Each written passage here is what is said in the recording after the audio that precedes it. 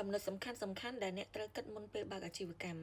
ចំណុចទី1នោះគឺអ្នកត្រូវដឹងថានៅក្នុងខ្លួនរបស់អ្នកមានធាតុអីគេខ្លះដើម្បីនៅពេលដែលបើកអាជីវកម្មទៅឲ្យត្រូវជាមួយនឹងធាតុរបស់អ្នកទៅអាជីវកម្មនឹងរីកចម្រើនទៅបានលឿន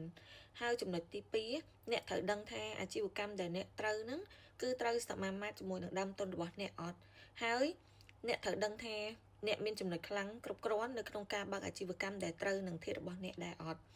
ហើយចំណុចទី3គឺអ្នកត្រូវចេះបែងចែក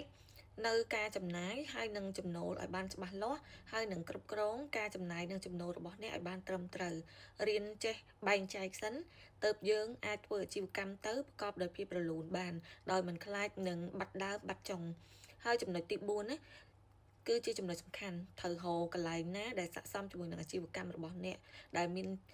អាជីវកម្មមួយហ្នឹងបើត្រូវការទីប្រជុំជនយើងត្រូវដាច់ខាតត្រូវទៅរកទីប្រជុំជនទើបអាចវាជួយឲ្យអាជីវកម្មរបស់យើងនឹងដើរទៅដោយរលូន